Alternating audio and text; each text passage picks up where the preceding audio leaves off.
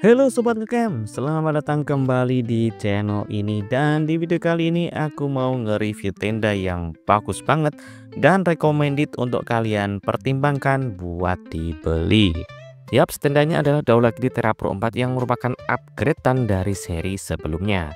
Seperti apa kelebihan dan juga kekurangannya, dan apakah masih worth it di tahun ini? Langsung saja kita mulai pembahasannya.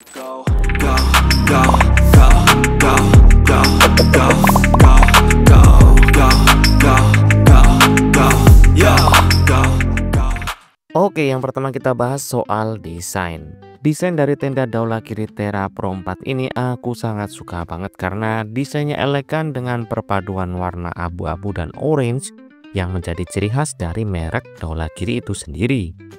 Sangat patut buat dibeli. Selain itu juga desainnya masuk ke dalam tipe tenda dome dengan teras depan yang sudah dijahit dengan tendanya.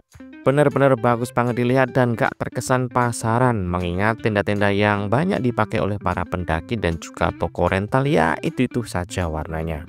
Oh ya, tenda ini sudah double layer tentunya dan sudah sangat modern baik dari segi fitur maupun cara pemasangannya ya.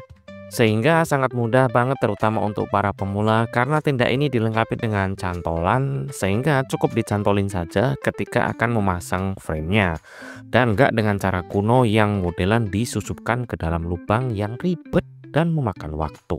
Seperti namanya, tenda Daula Gritera Pro 4 ini bisa muat 4 orang dan memang itu benar.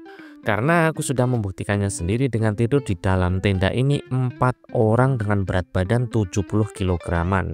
Itu pun tidak berdesak-desakan, masih ada space untuk bergerak.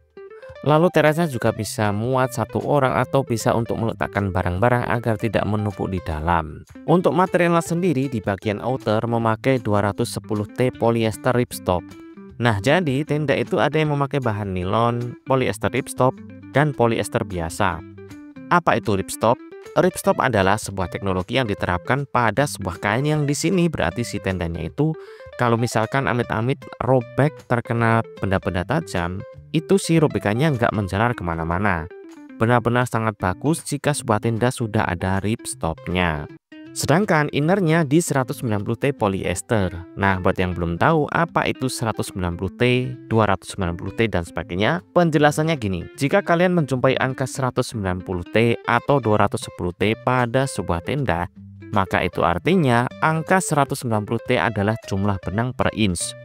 Nah, semakin besar angkanya maka semakin rapat kainnya. Mudahnya begini, 190T adalah ada 190 benang dalam tiap inch. Jadi semisal ada yang di atas 190T itu berarti lebih baik. Maka kalau ada tenda di atas 190T, semisal 210T dan sebagainya, itu pasti bagus banget. Masalahnya adalah biasanya harganya lebih mahal. Unit yang aku punya ini bagus banget, jahitannya juga rapi dan juga sudah simsil. Apa itu simsil? Jadi gini, setiap jahitan itu pasti meninggalkan bekas lubang kecil-kecil kan? Efeknya apa? Hal itu bisa membuat tenda merembes melalui celah-celah itu. Supaya itu nggak terjadi, maka dikasihlah simsil. Selain itu, PU tenda ini ada di angka 3000 mm. Nah, apa itu PU? PU adalah coating atau lapisan waterproof. Semakin besar angka tersebut, maka semakin tahan terhadap air. Dari referensi lain mengatakan kalau curah hujan di Indonesia rata-rata itu 800 hingga 1500 mm. Maka dengan angka 3000 mm itu sudah lebih dari cukup, artinya tidak tembus hujan secara umum. Sekedar ngasih gambaran, jika kalian memakai payung dan payung itu nggak ngerembes, payung itu memakai PU di 300 mm.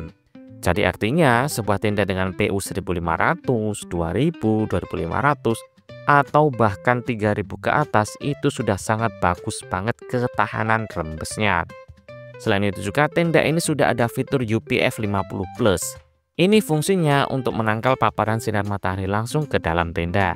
Jadi kulit kita lebih aman dari paparan sinar ultraviolet.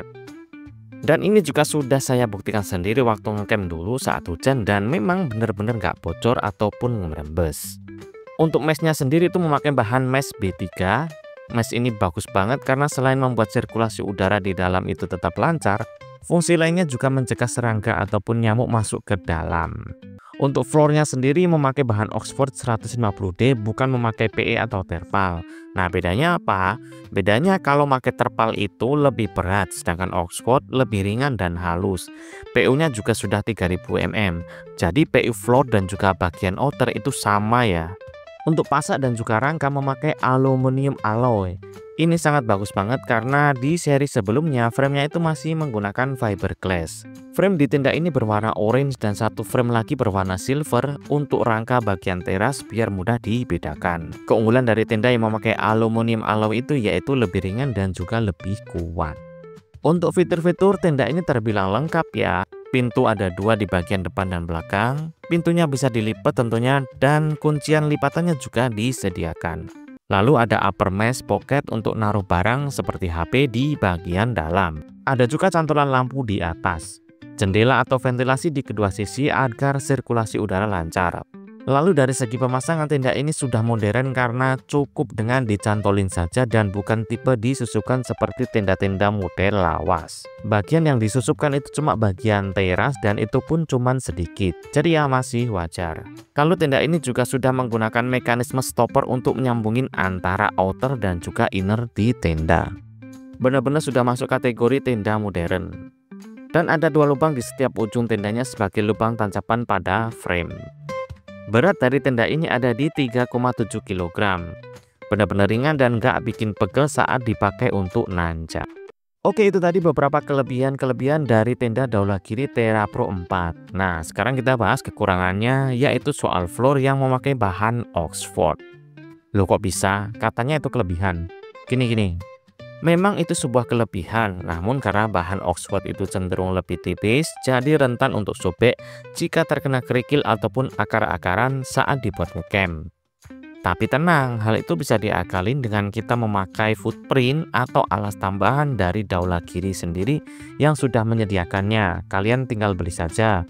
Pakai merek lain juga bisa asal disesuaikan saja dengan ukurannya. Yaps, cuma itu doang kok kekurangannya. Oh ya, kalian bisa meminang tenda ini dengan harga 1,5 juta saja.